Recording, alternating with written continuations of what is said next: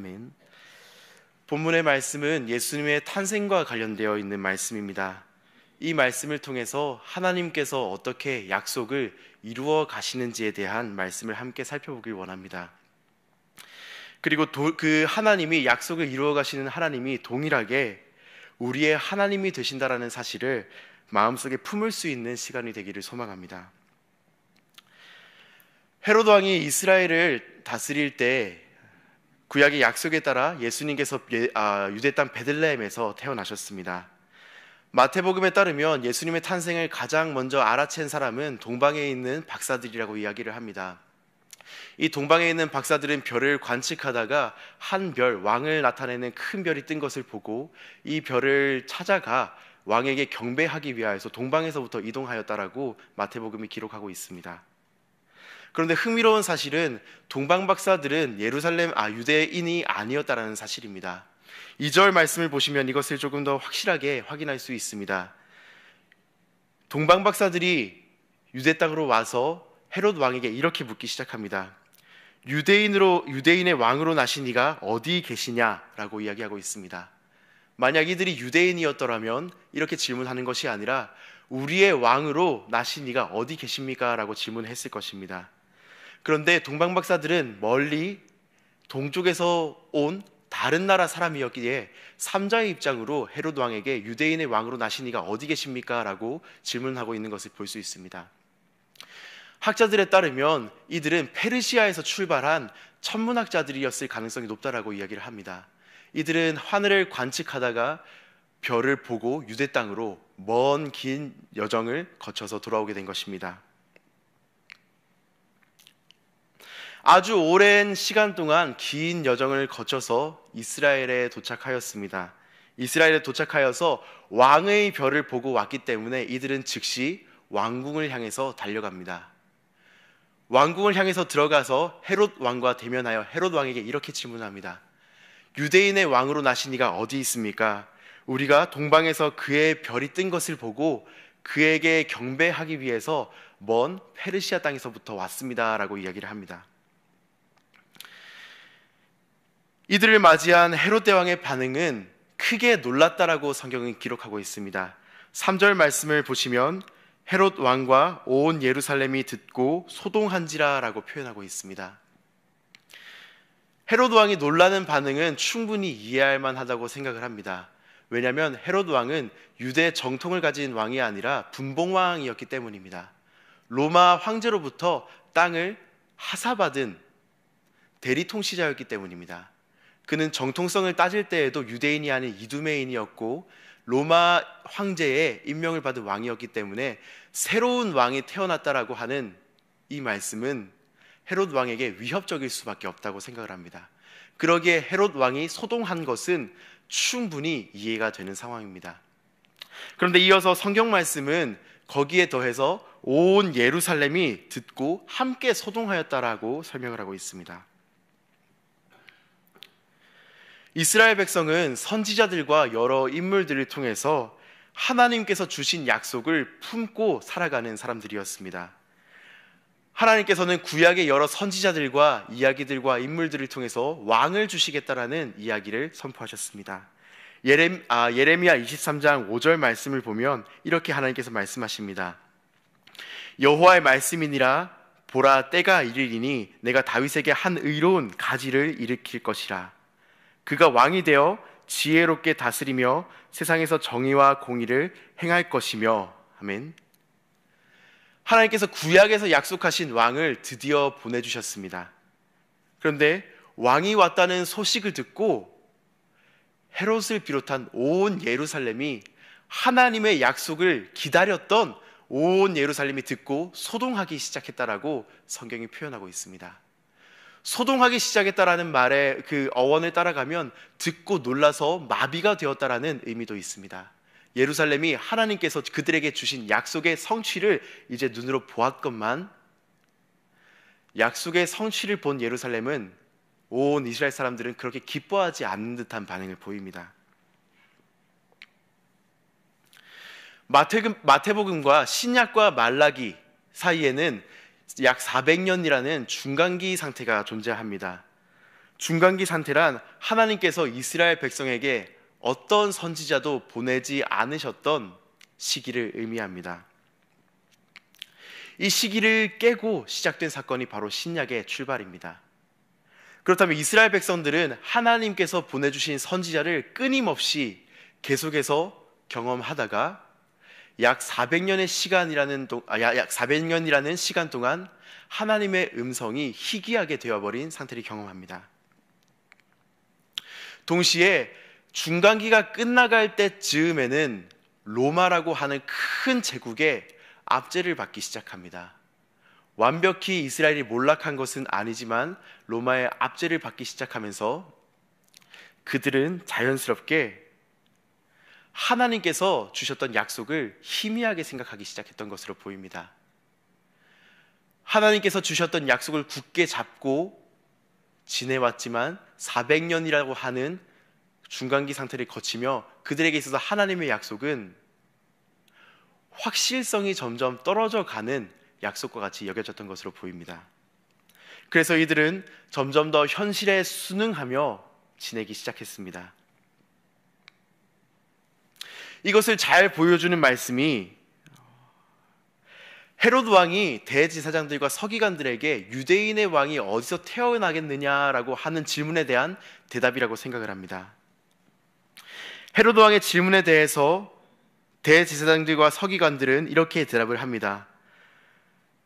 이는 5절 말씀입니다. 이르되 유대 베들레헴이오니 이는 선지자로 이렇게 기록된 바 또 유대 땅 베들레헴아 너는 유대 고을 중에서 가장 작지 아니하도다. 내게서 한 다스리는 자가 나와서 내 백성 이스라엘의 목자가 되리라 하였음이니이다. 아멘. 대제사장과 서기관들은 말씀에 정통한 사람들이었습니다. 이들이 어디까지 말씀에 정통하였냐면 그 시대에는 우리가 가지고 있는 것처럼 성경책을 모두가 가지고 있지 않았습니다. 그래서 성전에 비치된 한 권의 성경을 돌아가면서 이제 낭독하는 관습이 있었습니다. 그들 머릿속에는 이미 성경이 모두 들어가 있었습니다. 심지어 성경의 그 한 글자 한 글자를 중요하게 여겨 하나도 바꾸는 것을 허용하지 않았습니다. 그래서 예수님께서 구약의 말씀을 인용하실 때 예수님께서 성취된 약속을 선포하기 위해 그 말씀을 조금 변형하였을 때 대제사장들과 서기관들을 비롯한 종교 지도자들이 들고 일어나는 것을 그 신약의 말씀을 통해서 볼 수 있습니다. 이와 같이 대제사장들과 서기관들은 말씀에 정통한 사람이었지만 헤롯 왕에게 대답을 줄 때 선포하는 이 말씀은 편집해서 전하는 것을 볼 수 있습니다. 미가서 말씀을 헤롯 왕에게 전하고 있습니다. 미가서 5장 2절 말씀에 이렇게 기록하고 있습니다. 베들레헴 에브라다야 너는 유다 족속 중에 작을지라도 이스라엘을 다스릴 자가 내게서 나에게로 나올 것이라. 여기까지가 대제사장들과 서기관들이 전달한 말씀입니다. 그런데 이 말씀은 여기에서 끊어지는 것이 아니라 뒤에 이어지는 부분이 있습니다. 그 왕은 그의 근본은 상고에 영원에 있느니라 라고 표현하고 있습니다. 왕이 베들레헴으로부터 나올 것인데 그는 일반적인 왕이 아니라 그의 근본은 상고의 태초부터 그리고 영원까지 계시는 분이 이 분의 정체성이다라고 설명하고 있는 것이 미가서 말씀의 전체 맥락입니다. 그런데 대제사장들과 서기관들이 헤롯 왕에게 대답을 할 때에는 뒷부분은 싹 빼놓고 앞부분만 설명하고 있습니다. 왜 그렇습니까? 바로 이것이 헤롯 왕이 듣기 원했던 대답이기 때문입니다. 헤롯 왕은 지금 이 현 상황에서 대제사장들과 서기관들에게 질문을 할 때 이미 정신이 반쯤 나가 있었던 상태로 보입니다. 새로운 왕이 자신의 왕위를 위협할 수 있는 왕이 태어났다는 사실을 듣고 그는 소동하였다라고 표현하고 있습니다. 그래서 대제사장들과 서기관들이 보기에 지금 미가서 5장 2절의 말씀을 그대로 전달하면 진짜 왕이 이스라엘이 그토록 기다리던 왕이 태어났다라고 하는 이야기를 전달하면 헤롯 왕에게 바로 죽임을 당할 수 있기 때문에 대제사장들과 서기관들은 현실에 순응하여 현실에 타협하여 말씀을 편집하고 있는 것을 볼 수 있습니다. 그들은 헤롯 왕이 듣기 원하는 정보만을 제공하고 하나님의 약속의 말씀은 입 밖으로 내뱉지 않았습니다. 이들에게 있어서 약속의 말씀이 희미하게 된 것입니다.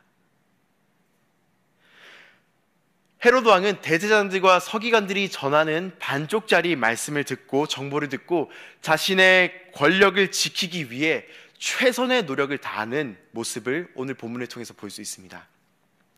헤롯 왕은 헤롯 왕의 아버지대로부터 로마 제국의 인정을 받아 분봉왕이 되었던 가문입니다. 그에게 있어서 정치적인 능력은 생명줄과 같았습니다. 그래서 그는 자신의 왕위를 지키기 위해 새로 태어난 왕을 죽이기로 결심을 하고 자신이 할 수 있는 최선의 능력을 다해서 작전을 시행하기 시작합니다. 그의 본 마음은 숨긴 채 박사들에게 이렇게 이야기합니다. 나도 예배하러 가고 싶으니 그 왕을 만난다면 어디 계신지 나에게도 알려주십시오 라고 이야기합니다. 헤롯 왕은 함정을 파기 시작합니다. 그가 생각하기에 새로 태어난 왕을 바로 죽여버리기만 한다면, 바로 이 세상에서 없애버리기만 한다면 자신의 자리가, 권력이 유지될 수 있다고 생각을 하였습니다. 그는 자신이 가지고 있는 능력을 최대한 발휘해서 하나님께서 이루어 가시는 약속을 망치고자, 방해하고자, 회방놓고자 노력을 합니다. 하나님의 백성들의 마음속에서도 하나님께서 하신 약속이 잊혀져 갔고, 대단한 능력을 가진 권력자들도 하나님의 약속을 망치려고 최선의 노력을 다합니다. 하지만 하나님의 약속은 그러함에도 불구하고 멈춰서지 않습니다. 하나님께서 하신 약속을, 구약에서 하신 약속을 비록 시간이 길게 우리가 보기에는 지체되었을지라도 하나님께서는 뱉으신 약속을 그대로 지키시는 모습을 볼 수 있습니다. 이어지는 말씀을 통해서 하나님께서 어떻게 약속을 이루어 가시는지를 볼 수 있습니다. 하나님께서 왕을 주시겠다는 약속을 이루셨고 정의와 공의를 행하며 세상을 다스리시겠다라는 약속을 이루시기 위해 결국 예수님을 이 땅에 보내주셨습니다. 그리고 온전함을 이루시기 위해 예수님을 십자가에 달려 죽게 하신 후 부활하시고 승천하시고 재림을 기다리게 하시고 있으십니다. 우리는 이 약속을 알고 있습니다. 하나님께서 하신 약속을 반드시 이루어 가시는 분이십니다. 하지만 중간기 시대를 거쳐가는 이스라엘 백성의 모습과 같이 때로 우리가 보기에 그 약속이 더디게 이루어지는 것과 같이 보이기도 합니다. 때로는 그 약속이 이루어지지 않을 것 같이 여겨지기도 합니다. 1999년 12월 31일 그 날을 기점으로 우리에게 있어서 소중한 한 약속이 많이 퇴색되었다고 생각을 합니다. 바로 다미 선교회가 일으킨 재림과 관련된 소동으로 인해서 우리가 가지고 있는 그 약속이 우리가 희망으로 삼고 온전한 소망으로 삼고 살아가는 그 약속이 많이 퇴색되었습니다. 주님께서 다시 오신다라는 그 약속이 다미 선교회를 비롯한 잘못된 가르침의 인도함을 통해서 우리 마음속에서 조심스럽게 여겨지고 있는 것이 사실 우리가 가지고 있는 현실입니다. 하지만 성경에 기록된 약속은 이렇게 고백하고 있습니다. 예수님께서 부활하시고 승천하신 것으로 이 성경책 말씀이 끝나는 것이 아니라 다시 오심을 통하여 완성된다라고 성경 말씀은 고백하고 있습니다. 그런데 이스라엘 백성이 중간기 상태를 거쳐가듯이 우리 또한 수많은 시간을 거쳐가다 보니, 그 시간을 거치면서 수많은 사건을 경험하다 보니 주님께서 주신 약속이 이루어지지 않을 것과 같이 생각되고, 수많은 사람들이 과학의 발전을 비롯한 여러 가지 이유를 들어서 예수님의 다시 오심을, 예수님께서 선포하신 그 말씀들을 믿는 우리를 향하여 손가락질을 하며 진짜로 그것이 이루어지겠냐라고 핍박함을 통하여 약속의 성취를 흐지부지하게 만들어 가려고 합니다. 하지만 구약의 약속을 온전히 성취하신 하나님께서 신약에서 하신 약속 또한 온전히 성취하실 것을 확신 가지시기를 소망합니다. 하나님의 약속은 이루어지지 않는 것이 아닙니다. 단지 우리가 보기에는 우리가 가지고 있는 시간대와 하나님께서 가지고 계신 시간대가 다르기에 더디게 보일 뿐입니다. 우리 또한 구약에 있었던 이스라엘 백성들과 같이 약속의 성취를 기다리며 살아가는 사람들입니다. 하나님께서는, 주 예수님께서는 우리에게 어떠한 약속을 주셨습니까? 그 약속은 우리를 이 땅에서 부자가 되게 해주시겠다라고 하시는 약속이 아닙니다. 신랑 되신 예수님께서는 우리를 향하여서 다시 꼭 신부를 맞이하러 이 땅에 오시겠다라고 하는 약속을 주셨습니다. 우리는 주님께서 하신 이 약속을 꼭 붙들고 신랑을 기다리는 신부의 모습으로 살아가야만 합니다. 정확한 때와 시기와 장소는 온전히 하나님 손에 달려 있습니다. 하지만 예수님께서 제자들에게 가르쳐 주셨듯이 그 날이 오기까지 한밤중에 신랑이 온다 할지라도 신랑이 온 음성을 듣고 문을 바로 즉시로 열어줄 수 있는 신부의 모습을 우리는 소유하여야만 합니다.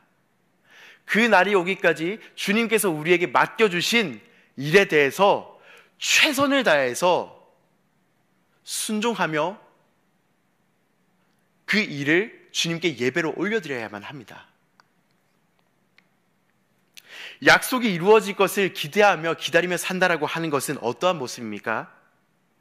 경건의 연습을 하는 모습입니다.